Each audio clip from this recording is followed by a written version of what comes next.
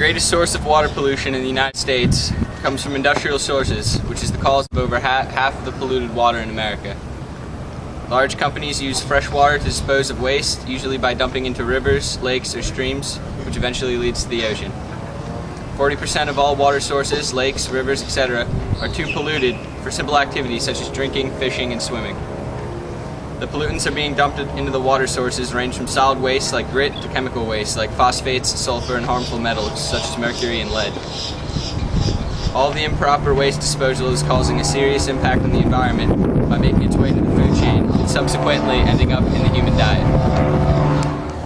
Runoff from the basin's 10 major drainage areas provides essential fresh water to Tampa Bay.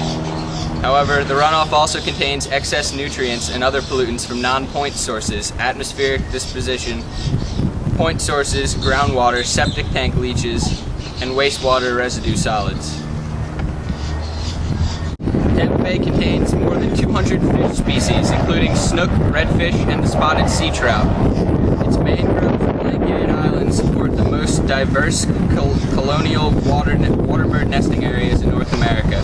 The bay contains 23 species of colonial waterbirds and allied species, totaling about 44,000 breeding pairs and their young. More than 4 billion gallons of oil, fertilizer products, and other potentially hazardous materials pass through Tampa Bay each year, creating the potential for spills. In large urban centers, ports, and marinas along the shoreline, a number of potentially toxic substances have been found in relatively high concentrations in sediments. Most enter the bay through urban runoff and atmospheric deposition.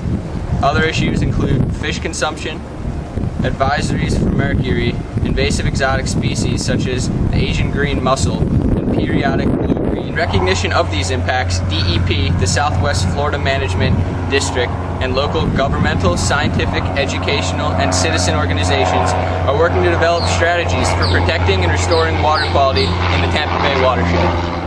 During heavy rains in 1997, a dike broke at Mulberry Phosphates in Polk County. 55 million gallons of acidic wastewater flowed into the Filer River, killing more than 1 million fish in 2001. The bankrupt Mulberry Corporation abandoned both the Mulberry facility and the Piney Point phosphate fertilizer plant in the coastal lower Tampa Bay region. DEP assumed the responsibility for cleaning up 1.2 billion gallon acidic wastewater spill and the management of the 70-foot phosphate stacks.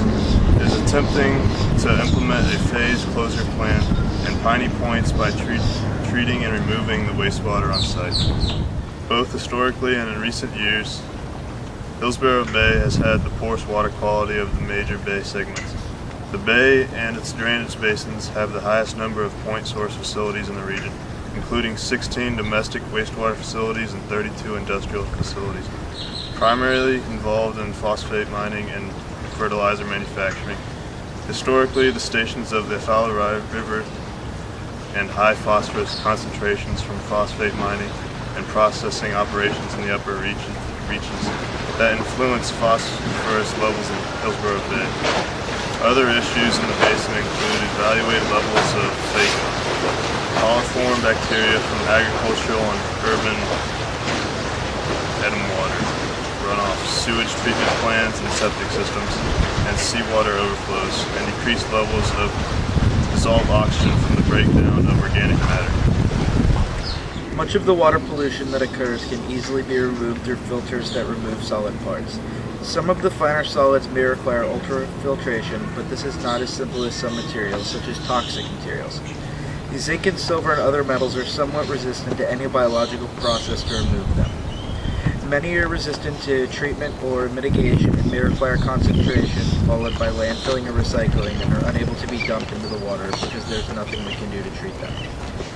Nanotechnology is a new form of treatment for water pollution. It aims at particles that can be used converting the contaminating chemicals through a chemical reaction to make it harmless.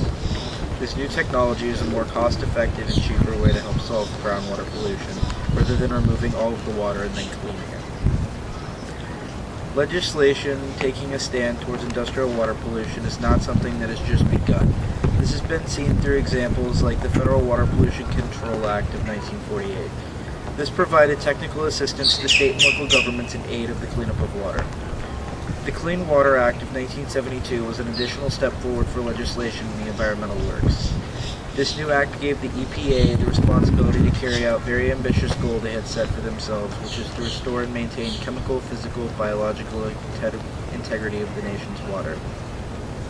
Many water bodies are polluted by industrial waste, and the surrounding environment suffer as a result.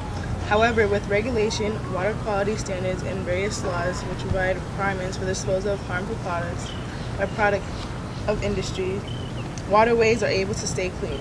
With many ways, pollution control, and cleaning methods like filtration, mitigation, and nanotechnology, waterways are also able to return to a healthy state.